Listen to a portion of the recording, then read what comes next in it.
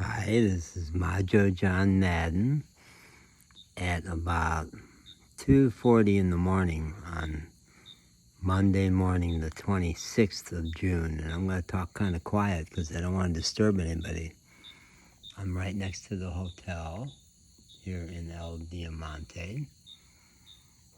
And part of the big extended family that run this restaurant that I'm standing in, the Ristorante Areli, Arely, I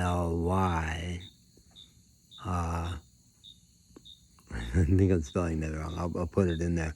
Uh, the mom, the Doña, the matriarch of the family, is Areli, and wonderful, maybe the richest extended family I've ever had the honor of getting to know. And over the course of 9 days now, I've been getting to know them because my car broke down on Friday the 16th, a couple miles back down the road, maybe 3 miles back down the road. And a wonderful young guy named Edam runs a mechanical shop, or Toller. For the longest time, I thought his last name was Toller because there are big tires out front that say Toller, but that means shop. So I've been parked in his lot for 8 days now, and I've not been able to afford for him to even begin the work because the first step of the work is to take some parts out of the engine and send them to another shop. He was willing to do the work in advance of me getting my check on the 29th, coming up in 3 days now. He would have completed the 7 days of work and let me tool around the area and then pay him when I got my check. But he has to have 4,000 pesos up front to go send it to the other shop, and I don't have that yet. So I've been sitting in his lot, and actually a very nice parking spot, even though it's deep grass, and I feared mosquitoes. For some reason, I've had no problem with mosquitoes, and I've slept really well there. There's a red ant problem. If I leave any kind of food in my car, the red ants climb up into the car and find it and bite me. It's really quiet here.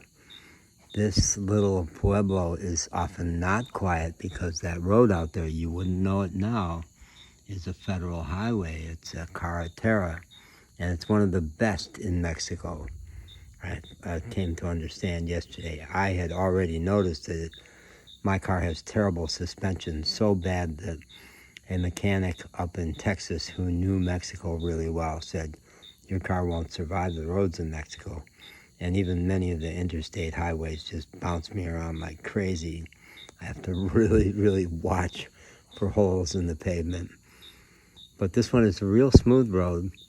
And a guy who I met in this restaurant yesterday, he was eating at that table right in the corner there, and I was sitting over here. And the first thing I noticed was that he was listening to American news in English, NBC or something, CBS, on his telephone. I thought, wow, an English speaker, because in my 3.5 months in Mexico, I've met, I think he's maybe the first native English speaker I have met.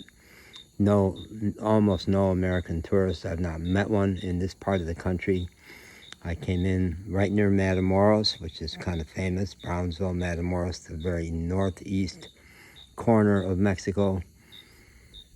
Right near there, Progreso is on the Texas side and Nuevo Progreso on the Mexican side, and went to Tampico, which is right at the edge of the mountains, Sierra Madre Oriental mountain range, and I've followed that through much of my time here.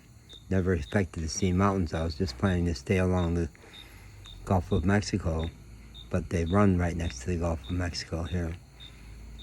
So Victoria, Tampico, another major city of about 300,000, and now I'm way in rural, but it's a beach area too, so there's some prosperity here.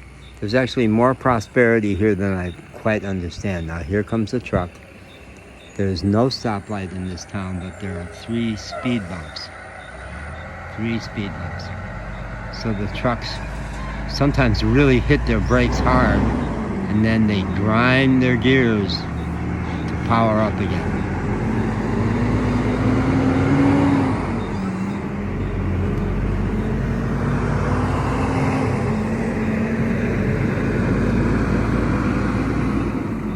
And by the time he rolls by Edom's mechanical shop 100 yards down the road, where I'm sleeping just 20 feet off the road, he's going to be pretty noisy.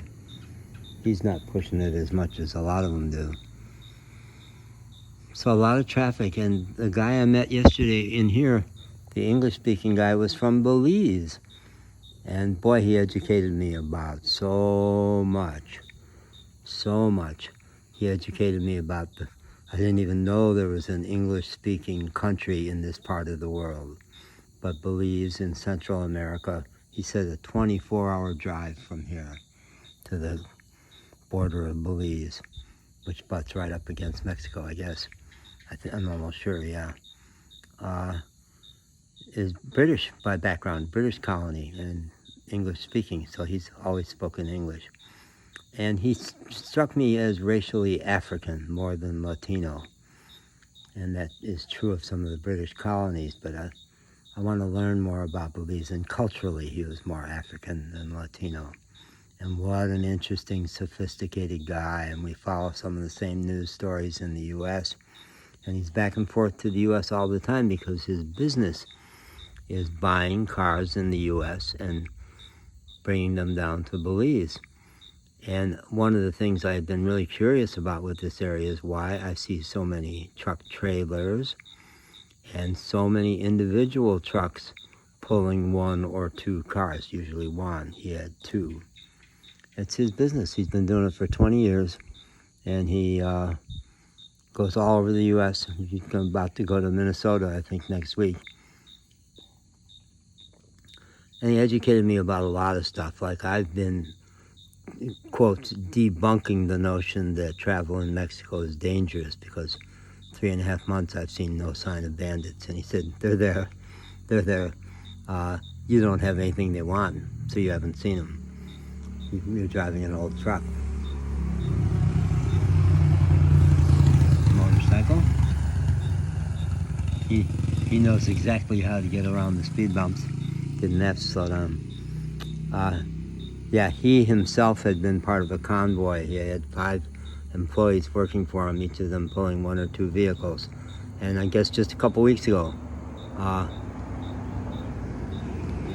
they got stopped by bandits who stole most of the cars, including the people's personal cars, and had machine guns and fired a warning shot at one person in his party and jabbed somebody in the belly with a machine gun also. So much for my notion that there aren't bandits anymore. He confirmed my notion that the police are quite honest. He says, yeah, they've really cracked down on the police. You cannot bribe a police officer anymore. Don't even try it. I know from personal experience you can give them a tip after the fact, just to say, thank you for serving me. And they like that a lot, but it's not where they'll stop you and you have to pay them off to avoid some terrible consequence. He says, no, even at the border, do not. It used to be border agents. Yeah, you could bribe. And for months I've been saying that's the way I'm going to get my car with illegal tags across. But the couple of times I actually was in that situation, once I had my hands on the money in the console, going, okay, do I hand it to him now? Do I hand it to him now? And I kept getting a no. And he said, no, you don't do that. Because it's all, you're dealing with cops now. You're dealing with law enforcement, and they will not take a bribe, and you could get thrown in jail for offering one. So he educated me about so much, and he knows someone who can get me phony documents. Really, he showed me how it works. And he said, yeah, you can get a bill of sale on your car. That'll make you safe. He says, you've been way luckier than you realize, because any of these police out here could impound your vehicle. I've got a lot more to say than I have in 10 minutes, and I'm going to stop it there at 10 and do another one.